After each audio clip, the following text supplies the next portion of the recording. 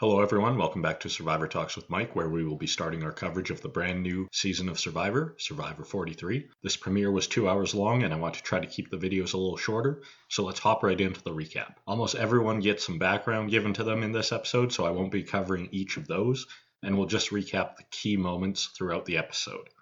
We open up with everyone being brought in on boats. While we get some quick backgrounds of the players, I like this a lot more than the long background packages we got in the previous 2 seasons. Jeff welcomes them and asks several players how or when they first started watching the show. I felt like this went on a little bit longer than was necessary, and Jeff probably could have asked 2 or 3 less people how they got into the show. They are told the tribes are Vessi in red, Baka in yellow, and Coco in blue. They start the first challenge to gain camp supplies. The more physical portion gives Baka an early lead, but Coco takes the lead on the puzzle. But the final reach for the flint seals the deal for Vessi with a smart hack of the challenge. This really made it seem like the tribes were pretty even. We go over to the Vessi camp first, where they have their supplies already, but none of them seem to know how to go about constructing the shelter. We get to know a couple of the members of the tribe in Cody and Dwight. Dwight is young and seems studious, but that might not be practical. Cody has a pretty extreme personality, which early on might help spark them, but could become grating over time. We then go over to the Baka tribe, where they come back from the challenge and find themselves needing to do the Savvy or Sweat challenge to earn their supplies. Sammy wants to do the Sweat challenge while Owen doesn't, and he doesn't want to waste that energy or be divided from the rest of the tribe. So they decide on doing the Savvy challenge. Over at Coco, they choose to do the Sweat challenge. James didn't want to waste the energy, so he is relieved when Gio volunteers to do it to make up for his struggles during the opening challenge.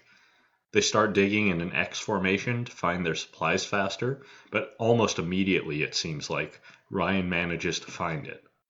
Over at the Baka camp, Sammy wanted to do the Sweat challenge so he could keep his puzzle prowess hidden, but since they are doing the Savvy challenge, he participates and actually solves the trick to the puzzle through outside the box thinking, and I have to admit I would not have thought of that solution myself. Over at the Vessi camp, the game is afoot, which, come to think of it, might be a little insulting towards Noelle, as she's an amputee. Justine and Noelle have clicked well, but we see Cody trying to throw Justine under the bus to Jesse and NECA for being a salesperson, despite himself being a salesperson too. Jesse says he feels like he's in a good position to choose whether to go with Cody and NECA or Justine and Noelle.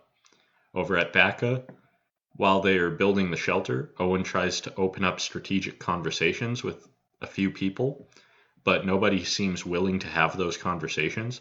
He thinks this will come back to bite them. Meanwhile, the women are bonding and have decided to stay girl power strong. Over at Coco, the women of the Coco tribe are also bonding, and they decide to pull in James. He's completely all right with being the lone man with 3 women. On Baka, Ellie bonds with Gabler over heavy metal, though she's just pretending to be a fan. She says that despite working with the women, she won't rule out going the other direction. While discussing tattoos over at Vessi, Jesse opens up about his background in gangs. It seems to endear him to the rest of the tribe. The tribe is finally getting their shelter together, but struggling to get fire, when suddenly the roof of their shelter falls in, and I assume the rush of air from that breathed air into the fire, but they then smother it and it goes out. Just a comedy of errors for them. A boat then shows up to bring one of them to the new risk reward island. So they are sent to the island, or the people that are sent to the island are Carla from Coco, Gabler from Baka, and Dwight from Vessi. Instead of the Shipwheel Island from the last 2 seasons, it is a new place. I've heard a few different names thrown out for it: Mystery Rock, Roxroy Island, or Risky Rock. I like Risky Rock, so I'll go with that. They have to go through some water to a rock which has bags for them to pull from if they want to risk their votes. Carla doesn't risk her vote, while Dwight and Gabler both do. They won't find out if they got the advantage or not until they get back later. Over at the Vesey camp, they are trying to get the fire going, and Justine is filled with determination and she pulls it off. Dwight then returns. He tells everyone what happened, but Cody doesn't believe him despite it being true. Dwight goes to open his risk-reward paper and finds out that he lost his vote at the next tribal council. He will now have to weigh whether to tell people he lost his vote or not. At Baka, everyone believes Gabler when he tells them what he did, and he also shares with everyone his advantage, which is an immunity idol, which is good for the next 2 tribal councils. At the immunity challenge, the first immunity challenge of the season, looks like a long, grueling one with lots of digging. Coco does well all throughout, with their only struggle being the struggle James had to keep his pants from falling. It comes down to Vesey and Baka, but Gabler and Sammy can't seem to cooperate well on the table maze, costing them the challenge. So over at Baka, they now have to finally start strategizing. Gabler feels he cost everyone the challenge, so he announces that he will be playing his shot in the dark. I don't know if this was meant to be strategic for him to say that, just to try to get the votes off of him, or if he really meant to do that. Ellie then convinces him not to do that, which is exactly what I think he wanted, was for someone to just reach out to help him. We then see Ellie, Janine, and Owen talking while gathering firewood, and they discuss voting out Mariah. Sammy and Mariah discuss voting out Owen because they haven't bonded with him much. Ellie and Janine feel like they get to choose which direction to go with this vote. At Tribal Council, they talk about how nobody was wanting to open up strategy discussions because they just wanted to win everything.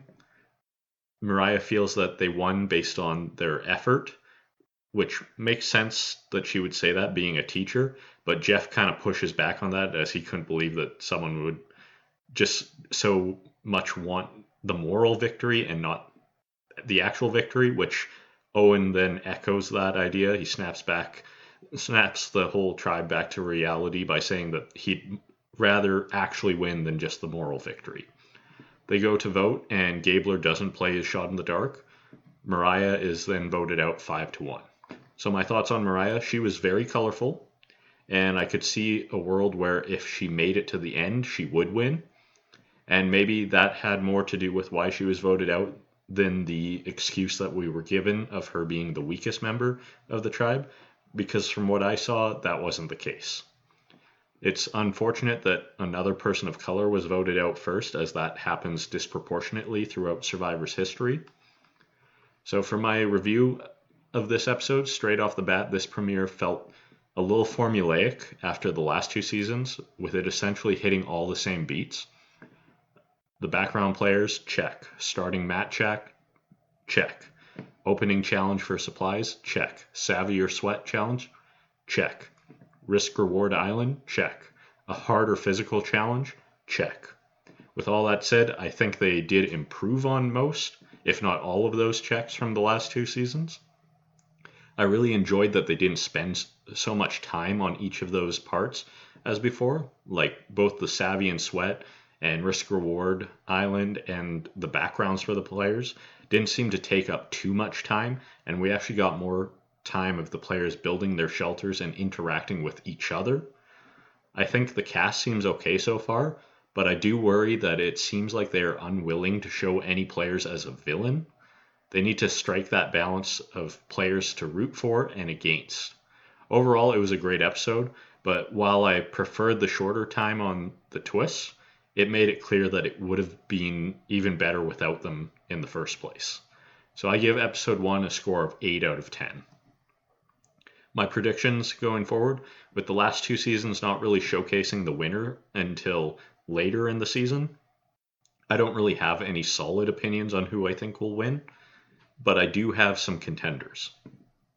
Firstly, Sammy saying he wants to be the youngest winner seems like it could be a hint but I think that's pretty common anytime they have that young of a player.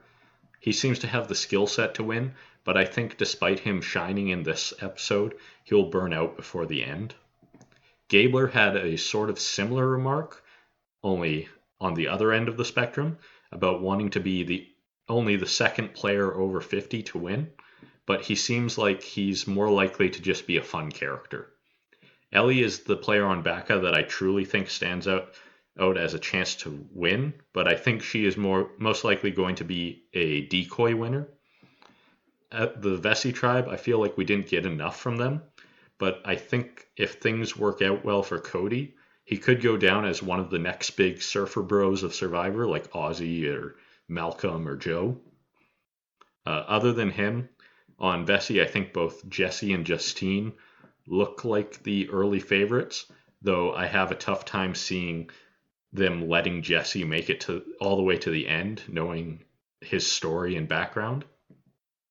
The Coco tribe is where I so far believe the winner will come out of, with a lot of their players seeming to have strong starts and a big presence despite them not attending tribal council.